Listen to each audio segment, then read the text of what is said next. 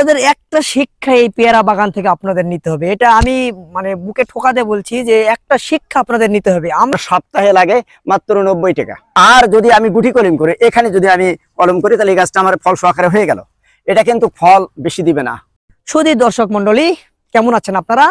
আশা করি সবাই ভালো আছেন, সবাই ভালো থাকবেন, সবাই সুস্থ থাকবেন। দর্শক, মেয়ে সাজালে হয় সুন্দর নারী, আর ঘর সাজালে হয় সুন্দর বাড়ি। প্রিয় দর্শক, আজকে আমরা যে পেয়ারা বাগানটিতে দাঁড়িয়ে আছি, পরিত্যক্ত জায়গা ছিল এক সময়, এখন কিন্তু সেই পরিত্যক্ত জায়গা নাকি বাগান কি বুঝতে পারছেন? এটি আর পরিত্যক্ত জায়গা হিসাবে চিহ্নিত নেই।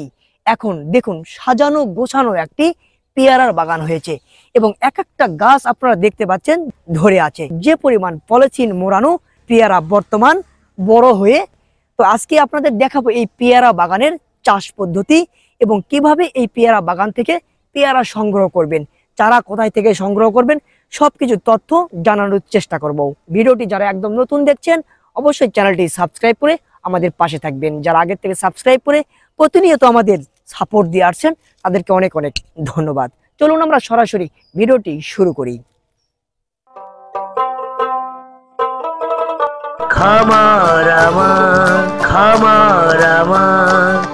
আচ্ছা, আদাব। আদাব। ভালো আছেন? ভালো আছি। তো আমরা কোথায় এসেছি, সর্বপ্রথম যদি আমরা দর্শকদের একটু আপনার পরিচয়টা একটু জানাই, যদি আপনার নাম থেকে শুরু করে। আমার নাম আব্দুর রহিম, আমার বাড়ি উনাহাত সিংড়ায়। আমার কর্মজীবন হলো চাকরি, মসজিদের মুয়াজ্জিন। বাহ, খুব সুন্দর। পরিকল্পনাটা মাথায় কিভাবে আসলো যে এটা বাগান করব, পেয়ারার বাগান? আমার বড় ছেলে আছে রবিউল ইসলাম। এই বাগানটা করার আগে এই জায়গাটা কি কি ছিল? এই জায়গাটা একের পতিত হচ্ছিল, কিছু মনে ভালো ছিল না। অকেজু জায়গা। বড় ছেলে চিন্তা করলো যে আমি এই মুহূর্তে যদি ঠিক আছে বসে বসেই থাকে, তো এই সময় যদি আমার আব্বাকে এটা করে দিই তাহলে বাহিরের চিন্তাও আসবে না। বাহিরের কোনো চিন্তা না আসলেই তো সংসারের দিকে মনে আসবে, ছোট্ট সংসার যেহেতু। তারপরে বাগান দেওয়ার পরে আমি বাগানটা ঠিক চৈত্র মাসের 1 তারিখে লাগিয়েছি, আজ তো ভাদ্রের শেষ। এর মধ্যে আমি একবার, দুইবার, 3বার বিক্রি করেছি। আমার এই বাগান থেকে 3বার বিক্রি করছি। আমি ফল পাইছি 900 গ্রাম পর্যন্ত এক একটা ফল, এক একটা পেয়ারা। এটা আসলে কোন জাতের পেয়ারা? এটা হলো কাশ্মীর 7 থাই। কাশ্মীর 7 থাই, হ্যাঁ। আচ্ছা, এই জাতের পেয়ারাটা কি ফলন বেশি হয়? এটা তো আমি জানি না। আমরা এটা নিছি, এটা নিছি যশোর থেকে অনলাইনে। 400 গাছ আমি নিছি 22,000 দিয়ে। মানে এখানে 400টা চারা আছে? 400 চারা আছে। বড় ছেলে রবিউল, উনি অনলাইনে যশোর থেকে নিয়েছে। অনলাইনে? হ্যাঁ, অনলাইনে কিনছে। আচ্ছা, এই চারাগুলো কত করে পিস পড়েছে আপনার? এখন এখানে পৌঁছান পর্যন্ত 52 টাকা করে পড়েছে। 52 টাকা। আচ্ছা, এই চারাগুলো যখন আপনি রোপণ করেন, এটা তো পরিত্যক্ত জায়গা ছিল, এই চারা রোপণ করার আগে মাটির প্রক্রিয়াটা কিভাবে শুরু মানে শেষ করলেন? আমি আগে এটা গর্ত করে নিছি, তারপরে গোবর সার দিছি, তারপরে টিএসপি দিছি, ডিএপি দিছি, আর পটাশ সার দিছি, দিয়ে একটানা 15 দিন পর চারা লাগাইছি। আচ্ছা, আমরা গাছ বাগানে আপনার এসে লক্ষ্য করছি যে প্রত্যেকটা গাছের মাথা কেটে দেওয়া। এই যে দর্শক আপনারা লক্ষ্য করুন, মাথা কিন্তু কেটে দেওয়া। আসলে এটা কারণটা হলো এই মাথা যেই কাটছি আমি, তখন এখান থেকে আমার 2টা কুশি বের হচ্ছে, হওয়ার পরে দেখবেন এখান থেকে আবার 2টা করে ফুল বা ফল বের হচ্ছে। এই জন্য একটা 2টা হতো, এখান থেকে এখন 4টা হবে। ফল আরো বেশি আসবে? ফল বেশি আসবে, গাছটা ঝোপালো হবে। খুব সুন্দর একটা আইডিয়া, গাছটা ঝোপালো হবে। তো আপনার এই গাছ রোপণ করার পরে কত মাস পর থেকে আপনার গাছে এই ফল আসা শুরু হয়েছে? আমি চৈত্র 1 লাগাচ্ছি, বৈশাখ, জ্যৈষ্ঠ, আষাঢ়, শ্রাবণ থেকে আমি পেয়েছি। 3 মাস পর থেকে ফল আমি পাচ্ছিলাম। 3 মাস পর থেকে? হ্যাঁ, 3 মাস পর থেকে ফল আসছে। আপনারা চতুর্দিকে লক্ষ্য করলে দেখবেন যে অসংখ্য অসংখ্য মানে কি পরিকল্পনার বাইরে আমার মনে হয় যে গাছে ফল এসেছে এবং এখান থেকে অনেক ফল কিন্তু হারভেস্ট করা হয়েছে। তো চাচা, আপনি এই যে পরিকল্পনা করলেন যে পেয়ারার বাগান করবেন, সফল হয়েছেন? জি, তো এই যে পেয়ারার বাগানটা করতে পেয়ারাতে বর্তমান কি কি প্রক্রিয়ার মানে মেডিসিনটা স্প্রে করতে হয়? আচ্ছা, যখন আমি পেয়ারা গাছটা লাগাই, লাগানোর কিছুদিন পরে, 15 দিন পরে আমি দানাদার ওষুধ আগে দিয়ে দিই, পূর্বে কোনো স্প্রে দিইনি। তারপরে সেনবেন নামে একটা মেডিসিন আছে, ওই মেডিসিনটাই আমি আর কি আজও ব্যবহার করে চলে যাচ্ছি। এটাকে স্প্রে করে স্প্রে করে চলে যাচ্ছি। গোড়া স্প্রে করেন নাকি গাছে? গোড়া থেকে সম্পূর্ণ স্প্রে করে দেই। স্প্রে করে স্প্রে করে। কতদিন পর পর করেন? আমি 7 দিন পর পর করি। 7 দিন পর পর। 7 দিন পর। তাতে কি কোনো পেয়ারাতে কোনো পোকামাকড় বা এখনো কোনো পোকা বা কোনো কিছু দেখা যায়নি, কোনো মানে পাবলিকও খেয়ে বলেনি, যারা পাইকারি নিচ্ছে তারাও কিছু বলেনি, বা পাওয়াই যায়নি, কোনো কিছুই নেই। এই যে পেয়ারার যে পলিথিন দিয়ে একটা কভার করেছেন, আসলে এটা করার কারণটা কি? এটা করার কারণটা হলো কি, এই যে পেয়ারাটা, এই পেয়ারা যখনই বড় হবে, 1 মাস বয়স হবে, তখন আর এখানে দেখবেন এই যে এটা আর কি, এটা এই যে পলিথিন করা আছে, তাই নাকি? এটা যত ঘামবে তত বাড়তেছে। আর পাশাপাশি যেটা দেওয়া হয়নি, পলিথিন দেওয়া হয়নি, তো বাদ পড়ে গেছে ভুল ক্রমে, সেটা আর বাড়েনি, হাফের কম হয়ে আছে। আর এখানে এখন মাছি মশা কিছুই আর বসবে না, পেয়ারাটাও সতেজ হবে, পেয়ারাটাও বড় হবে। দর্শক, আপনাদের একটা শিক্ষা এই পেয়ারা বাগান থেকে আপনাদের নিতে হবে, এটা আমি মানে বুকে ঠোকাতে বলছি যে একটা শিক্ষা আপনাদের নিতে হবে। আমরা কিন্তু অনেকেই মনে করি পেয়ারাটা মশা মাছির আক্রমণের হাত থেকেই কিন্তু রক্ষা করার জন্য আমরা এই পলিথিনটা ব্যবহার করি, কিন্তু চাচা যেটা বলছে সেটা কিন্তু নয়। না মানে আমি শোনেন, এটা পেয়ারা যে এখন যখনই দুপুর হবে তখনই দেখবেন ঘামতেছে, টপ টপ টপ করে নিচ দিয়ে পানিগুলো পড়ে যায়। এই দেখেন পানি এখনো ভিজে আছে, পানি ভিজে আছে, দেখছেন?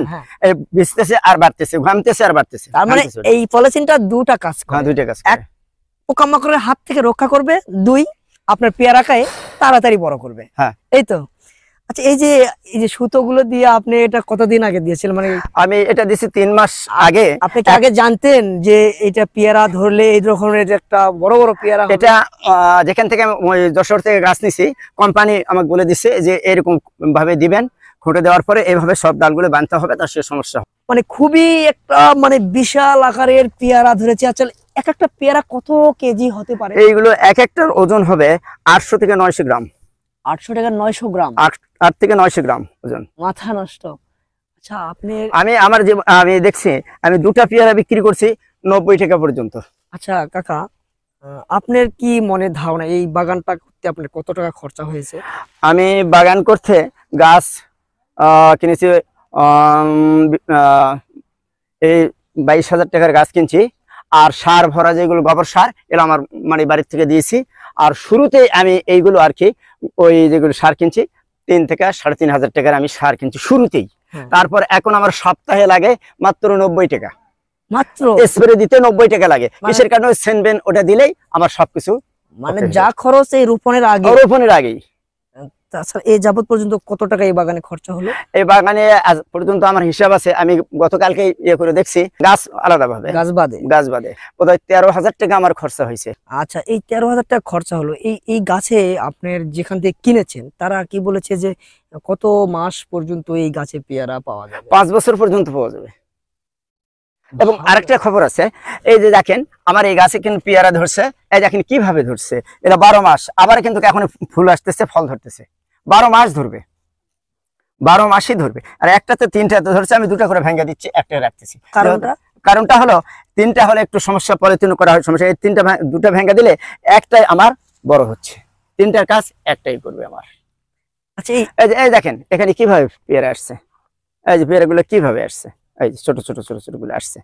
এটা 1 মাস পরে আমাকে বেড়ে দিতে হবে। পেয়ারা বাগান করেছেন, সফলতা অর্জন করেছেন, তো এখানে না কোনো ব্যর্থতা আছে? না, কোনো ব্যর্থতা নাই। আবার একটা দেখেন, এইটা ডাল কাটার পরে আমার মুকুল চলে আসতেছে, আবার এই যে মুকুল চলে আসছে, মুকুলও আসছে, আবার ধরেন যে ফলও দুই একটা দেখা যাচ্ছে, ফলও মানে ফুল এই চলে আসছে, দেখেন এই যে আসছে, আবার নতুন করে চলে আসতেছে। এটা 12 মাস, 12 মাস। আচ্ছা, এই গাছের জীবনকাল কতদিন বলেছে? না, তা বলেনি, কোম্পানি বলছে যে 5 বছর পর্যন্ত একইভাবে ফল দিবে। আচ্ছা, এই গাছ থেকে কি কোনো পেয়ারা নেওয়াই শুধু লাভ, নাকি এই গাছ থেকে কোনো মাদার গাছ থেকে কোনো গাছকে মাদার গাছ হিসাবে তারা? হ্যাঁ, জি জি জি, হ্যাঁ বুঝতে পারছি। এটা এখন আপনি কলমও করতে পারেন, গুটি কলমও করতে পারেন, কিংবা ওই মানে পলিথিন করা পরে অন্য গাছের এখান থেকে কলমও করতে পারেন। এখান থেকেও আপনার লাভ হচ্ছে? এখান থেকেও লাভ হবে। যদি আমি এখান থেকে ওই পলিথিন এইগুলো আমি যদি কলম করি, তাহলে আমি যদি 10,000 কলম করি, যদি আমি 50 টাকা করে বিক্রি করতে পারি, তাহলে কত টাকা আয় আসবে? ওটা কিন্তু মানে সুন্দর হবে। আর যদি আমি গুটি কলম করে এখানে যদি আমি কলম করি, তাহলে এই গাছটা আমার ফল সহকারে হয়ে গেল। এটা কিন্তু ফল বেশি দিবে না, তাই গুটি কলম কিন্তু ফল বেশি দিবে না, কেননা এটা হয়তো কেউ বাগানে এটা নিয়ে যায় কেউ ছাদের উপর লাগাবে অল্প সময়ের মধ্যে, আর ওই পলিথিনে তো ওটা লাগাইলে ওটার মধ্যে অন্য গাছও আমি লাগাই দিলাম, তাহলে ওই গাছটা শিবাগুলো বেশি হলো, ফল দিতে 5 বছর। আচ্ছা, বর্তমান যে পরিমাণ পেয়ারা আপনার দেখছি, আপনার জীবন সামনে কিন্তু অনেক সফল। হ্যাঁ, কিন্তু এই পেয়ারার বাগান থেকে কি পাইকারি বিক্রি করা হয় পেয়ারা, নাকি এবারে মানে হাতে মানে খুচরা হিসাবে আপনি হাটে বাজারে বিক্রি করেন? আচ্ছা, আমার হাটে এখনো নিয়ে যাওয়া লাগেনি, আমার গ্রামের চাহিদা আমি এটা পারতেছি না, আমার নওগাঁরা নিয়ে গেছে আজকে এবং দুপচাচারা লাই, হ্যাঁ ওরা আমার পেয়ারা নিয়ে যায়, পাইকারি হিসেবে নিয়ে যায়। চাচা, হ্যাঁ বলেন। এই যে বাগানটা দেখলাম ঘুরে ঘুরে, অনেকক্ষণ পর্যবেক্ষণ করলাম, খুব সুন্দর, আমার পছন্দ হয়েছে। এই যে মাটিগুলোর যে ঘাস মানে আগাছা পরিষ্কার করেছেন, হ্যাঁ, এই পরিষ্কার করার সুবাদে কি কোনো আবার এই রাসায়নিক সারটার কোনো দেওয়ার প্রয়োজন হয়েছে কিনা? হ্যাঁ হয়েছে। আমি এইগুলো ঘাস মানে সবকিছু মারার পরে মানে ঠিকঠাক করে দেওয়ার পরে আমি এই 400 গাছের 20 কেজি দিয়েছি ডিএপি, 10 কেজি দিয়েছি পটাশ, আর 10 কেজি দিয়েছি ইউরিয়া, তার সাথে আমি দিয়েছি জিঙ্ক। দর্শক, যে কোনো ফলে কিন্তু আমরা এখন বর্তমান যে যুগে পোকামাকড়ের সাথে লড়াই করে কিন্তু আমরা বিভিন্ন এই ফলগুলো চাষ করে থাকি। ধান থেকে শুরু করে যে কোনো ফল আমরা কিন্তু পোকামাকড়ের সাথে সংগ্রাম করে কীটনাশক স্প্রে করে কিন্তু ব্যবহার করে থাকি, চাষ করে থাকি। সেক্ষেত্রে যে কোনো ফল আমি সাজেস্ট করব আপনারা ভালো করে ধুয়ে কিন্তু খাওয়া উচিত। ঠিক আছে। তো এখন চাচার কাছে আমরা জানবো যে এই পেয়ারা বাগানে কিরকম টাকা লাভের আশা করছে এই 400টা পেয়ারা গাছ থেকে। আচ্ছা, 400টা পেয়ারা গাছ থেকে আমি যদি 20 কেজি করে 3 বছরে যদি আমি 20 কেজি পেয়ারা পাই একটা গাছে, তাহলে 400 গাছে কত পেয়ারা আসে, তো তাহলে ওই অনুযায়ী হিসাব করলে দেখা যাবে যে লক্ষ লক্ষ টাকা ইনভেস্ট হতে পারে, লস হবে না, লস হবে না, লাভ আছে। আচ্ছা, পেয়ারা গাছটা যখন রোপণ করেন, এই মাটিগুলো যে সার গোবর সার দিয়ে আপনি মানে ভরাট করলেন, হ্যাঁ, সেখানে তো গাছটা রোপণ করেছেন, কতদিন পর আপনি গাছটা রোপণ করেছেন মানে চারাটা? আচ্ছা, আমি খাবার দেওয়ার পরে 15 দিন পরে আমি গাছ চারা, তাতে কোনো সমস্যা না হয়? তাতে কোনো সমস্যা হয়নি। আচ্ছা, এই ব্যাপারে আপনি কি কোনো কৃষি অফিসারের কাছ থেকে বা কোনো কৃষি অফিস থেকে কোনো পরামর্শ নিয়েছিলেন কি? না, আমি কোনো কৃষি অফিসের কাছে পরামর্শ নিইনি, তবে কোম্পানির কাছে নিয়েছি যে যেখান থেকে চারা কিনেছেন। চারা, হ্যাঁ যেখান থেকে চারা দিছি ওরাই বলছে যে গাছটা আর কি সার ভরা দেওয়ার পরে 15 দিন পর আপনি লাগাই দিবেন। আচ্ছা, আমরা এখন জানবো যে এই এক একটা গাছের দূরত্ব এক একটা গাছ থেকে কত ফিট? আচ্ছা, এখন দূরত্ব হচ্ছে 4 ফিট বাই 6 ফিট, মানে এই লাইনটা 6 6 ফিট ফিট, আর গাছের দূরত্বটা 4 ফিট। 4 ফিট। তাতে একটু ডালপালা বেশি হবে, একটু পেয়ারাগুলো মানে তুলতে বা হারভেস্ট করতে কিন্তু খুব সুবিধা হবে এক্ষেত্রে, না? চলাচলের ব্যাপারে সুবিধা হবে। আবার একটা কথা আছে, এখন গাছটা যদি বেশি বড় হয়ে যায় তাহলে কেটে কেটে দিয়ে ঝোপালো করা যায়, সমস্যা নেই। ঝোপালো করা হ্যাঁ, যাবে। ঝোপালো, যত ঝোপালো করবেন তত ফল বেশি হবে। এই যে ছোট্ট একটি গাছ অনেক ফল দেখছি আমরা, হবে তো এমনকি মানে 25টার মতো ফল হবে। দেখে মনে হচ্ছে যে আমি এই গাছটা আসলে নিয়ে গিয়ে বাড়ির ছাদে লাগাই। যে এই ধরনের গাছ যে দেখবেন একে ছোট থেকে অনেকগুলো পেয়ারা আপনারা দেখবেন যে মাটিতেও কিন্তু পড়ে আছে মানে গাছে ধরে, তো সেক্ষেত্রে খুবই ভালো লাগছে। তো এই যে গাছগুলো আপনি চারাটা করেছেন, খুব সফল হয়েছেন, আমরা দোয়া করি আরো সফল হন। মানে এখন বর্তমান কি কোনো কৃষি অফিসে যোগাযোগ করা হয় যে এখন যেরকম ভাবে? হ্যাঁ, কৃষি অফিসে যোগাযোগ করে আজকে কৃষি অফিসার আসছিল, আসা আমার গাছের কোনো প্রবলেম পাইনি খুব সুন্দর বা আছে। কোনো সমস্যা হয়নি। তবে একটা কথা বলছে যে আপনি গাছটা সেচ দিবেন বেশি যেন খরা না পায়, বেশি যেন মাটিটা শুকে না যায়, সবসময় গাছে যেন রসালো। গাছের যেন রস থাকে, রসালো থাকে। এই জন্য বলে গেছে যে আগে দেখবে যে গাছের দুপুরের পর দেখবে কিংবা দুপুরের দিকে দেখবে যে গাছের পাতাগুলোকে একটু মানে আউড়ে আসতেছে কিনা, দুর্বল হয়ে আসতেছে কিনা, তাহলে আপনাকে সেচ দিতে হবে, এই কথাটা বলে গেছে। মানে এটাই হচ্ছে নিয়ম, সেচ এটাই দেওয়ার। নিয়ম। আর একটা উপদেশ আপনার দিতে হবে, বলেন। আমরা কিন্তু দর্শক নতুন প্রজন্মে যারা আসতে চাচ্ছে তাদের নতুন প্রজন্মে এই কৃষি সেক্টর নিয়ে আসার জন্য, বেকারত্ব দূর করার জন্য বিভিন্ন জায়গা থেকে কৃষি তথ্যভিত্তিক প্রতিবেদনগুলো প্রচার করে থাকি। নতুন প্রজন্ম যারা, তারা যেন এসেই যেন উপকৃত হয়। মানে লস না খায়, এই জন্য যারা অভিজ্ঞ কৃষক খামারি আছেন তাদের এই কৃষি তথ্যভিত্তিক প্রতিবেদনগুলো দেখানোর চেষ্টা করি।